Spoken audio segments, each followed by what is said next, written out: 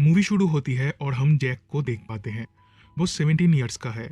वो उसके अंकल के साथ यूएसए में रहता है। समर वेकेशन पे वो उसके डैड से मिलने इंग्लैंड जाता है। उनका नाम है डेविड। उनके और जैक के बीच रिलेशन कुछ सही नहीं है। जैक को जन्म देते हुए उसकी मॉम की डेथ हो गई थी। फिर उसके डैड ने दूसरी शादी कर ली। उसकी स्टेप मॉम उसे पसंद नहीं करती थी। ऊपर से उसके डैड ऑफिस के काम में इतना बिजी रहते थे कि वो जैक को ठीक से टाइम नहीं दे पाते थे। इसलिए जैक अपने डैड से नफरत करता है और अपने अंकल के साथ रहता है। उसके डैड के बहुत रिक्वेस्ट करने पर और उसके अंकल के समझाने पर जैक फाइनली अपने डैड से मिलने आता है। लेकिन घर आके वो उनसे अच्छे से बात नहीं करता। उसके डैड उनके रिलेशन को ठीक करने की कोशिश करते हैं, पर वो उन्हें इग्नोर करके रूम में चला जाता है। अगले दिन जब वो बालकनी में बैठा था तब नीचे उसे एक लड़की दिखती है।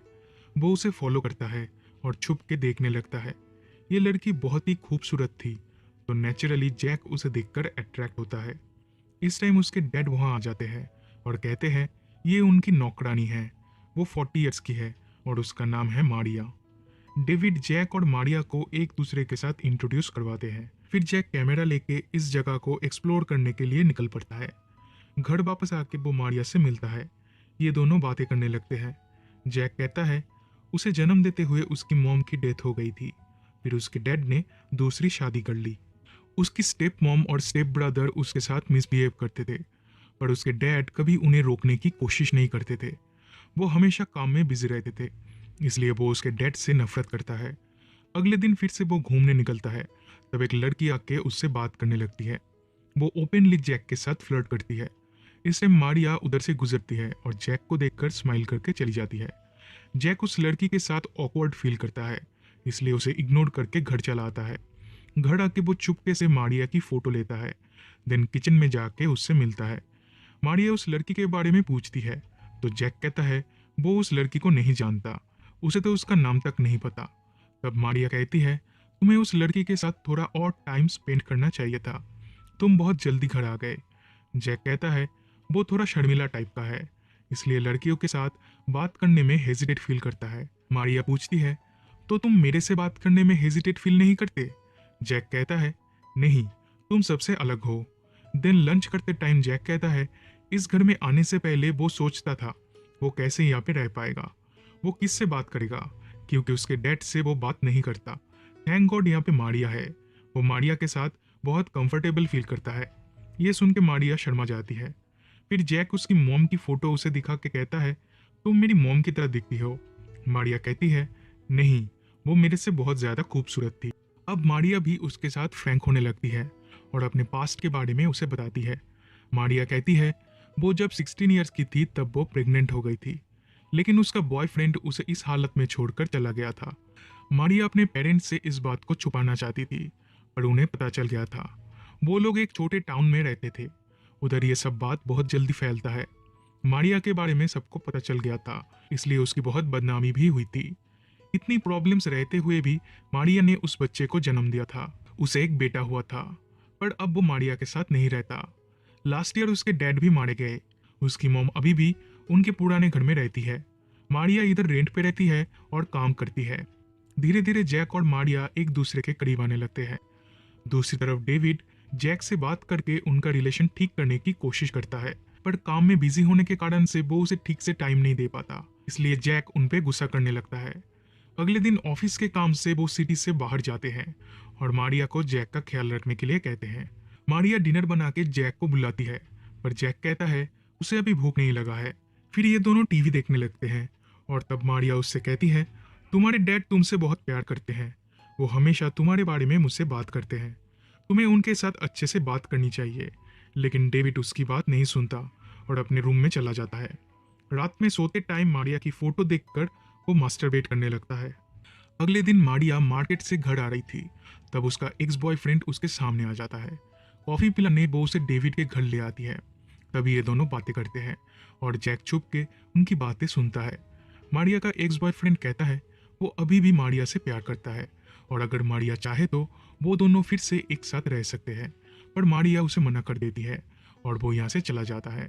फिर जब मारिया कुकिंग कर रही थी तब जैक उधर आता है और कहता है आज उसका बर्थडे है। वो उससे गिफ्ट मांगता है। तब मारिया पूछती है उसे क्या गिफ्ट चाहिए। तब जैक कहता है वो उसे टच करना चाहता है, उसे किस करना चाहता है। ये सुन के मारिया शॉक्ड हो जाती है। वो कहती है ये नहीं हो सकता और तुम अभी भी बच्चे हो। तब जैक कहता है आज वो 18 ईयर्स का हो गया है, अब वो एडल्ट हो चुका है। ये कह के वो मारिया को टच करने लगता है। तब मारिया उसे स्लैप करती है। इस टाइम डोर पे कोई नॉक करता है। मारिया जाके देखती तो उधर वो लड़की आई थी जो जैक को मिली थी। मारिया के ऊपर गुस्सा करके जैक उसके साथ घूमने जाता है।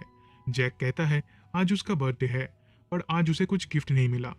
तब वो लड़की कहती है वो उसे ऐसा गिफ्ट दे सकती है जो उसे कोई नहीं देगा। उसके मॉम डैड घर पे नहीं है, घर पूरा खाली है, वो लोग उसके घर जाके एंजॉय कर सकते हैं। ये कह के वो जैक के साथ फ्लर्ट करने लगती है, लेकिन जैक उसे इग्नोर करके घर चला आता है। घर आके देखता है मारिया रो रही है। तब वो उसके पास जाके उससे बात करने लगता है। जैक कहता है वो मारिया के बेटे जैसा है, इसलिए वो उसे हक करना चाहता है। मारिया ये सुनकर मान जाती है और ये दोनों हक करते हैं। तब जैक फिर से उसे टच करने लगता है और मारिया इस बार उसे नहीं रोकती। उसे भी अब अच्छा लगने लगा है। दोनों इंटीमेट होने ही वाले थे कि तभी मारिया उसे रोकती है और वहां से उठ के चली जाती है। जैक भी उसके पीछे जाता है। मारिया कहती है मैं 40 ईयर्स की हूँ और तुम 18 ईयर्स के, हम दोनों का कोई फ्यूचर नहीं है। पर जैक फिर भी उसे फोर्स करता है एंड फाइनली उसे कन्विंस कर लेता है। फिर दोनों यहाँ पे इंटीमेट होते हैं। इसके बाद मारिया फिर से उसे समझाती है। वो कहती है तुम्हें तुम्हारे डैड के साथ अच्छे से बिहेव करना चाहिए। जैक तब भी कुछ रिस्पॉन्स नहीं करता। फिर जब वो डिनर बना रही थी तब जैक पीछे से आके उसे हक करता है, पर इस टाइम उसके डैड घर आते हैं। उनकी आवाज़ सुनकर ये दोनों अलग हो जाते हैं। डेविड उसे बर्थडे विश करते हैं और एक गिफ्ट देते हैं। वो कहते हैं आज रात हम लोग बाहर जाएंगे डिनर करने के लिए। वो मारिया को भी इनवाइट करते हैं, लेकिन जैक उन्हें मना कर देता है और अपने रूम में चला जाता है। तब मारिया उसे समझाती है कि वो अपने डैड से ऐसे बात ना करे। फिर उसी रात जैक और डेविड एक साथ बैठकर ड्रिंक करते हैं। जैक कहता है आप मेरी मॉम से प्यार नहीं करते थे, इसलिए आपने दूसरी शादी की थी। तब डेविड कहते हैं मैंने दूसरी शादी की थी सिर्फ तुम्हारे लिए। मुझे लगा था तुम्हारा देखभाल करने के लिए कोई तो चाहिए, पर सब कुछ उल्टा हो गया। तुम मुझे गलत समझे। मैं आज भी तुम्हारी मॉम से बहुत प्यार करता हूँ और मैं तुमसे भी प्यार करता हूँ। बात करते करते जैक उधर ही सो जाता है। अगले दिन मारिया से वो घर के बाहर मिलता है। वो कहता है आज तुम काम पे नहीं जाओगी, कल मैं वापस जा रहा हूँ, मेरे पास सिर्फ आज का दिन बचा है, चलो तुम्हारे घर पे चलते हैं। मारिया मान जाती है और ये दोनों एक पार्क में जाते हैं। उधर कुछ टाइम स्पेंड करके मारिया उसे अपने घर ले आती है। उधर ये दोनों करीब आने लगते हैं, लेकिन अचानक वो रोने लगती है और कहती है मेरा बेटा बचपन में एक रोड एक्सीडेंट में मारा गया था। तब जैक उसे संभालता है और ये दोनों इंटीमेट होते हैं। इसके बाद जैक घर आता है और पहली बार अपने डैड से अच्छे से बात करता है। ये देखकर उसके डैड भी बहुत खुश होते हैं। अगले दिन वो अपना सामान पैक करके वापस जाने के लिए तैयार होता है। जाने से पहले वो मारिया से मिलता है और उससे पूछता है क्या तुम मुझसे मिलने यूएसए आओगी। मारिया कहती है वो प्रॉमिस तो नहीं कर सकती, पर वो ट्राई करेगी। कार में बैठने से पहले वो उसके डैड को हक करता है और उन्हें माफ कर देता है। फिर वो चला जाता है। इसके कुछ दिनों बाद मारिया अपनी मॉम से मिलने जाती है। वो अपनी मॉम से कहती है वो प्रेग्नेंट है और ये बच्चा जैक का है। उसकी मॉम उसे गले लगा के रोने लगती है। मारिया और उसकी मॉम की रिलेशन भी अब ठीक हो जाती है। वो अपनी प्रेगनेंसी से बहुत खुश होती है और इसी के साथ ये मूवी पे खत्म हो जाती है।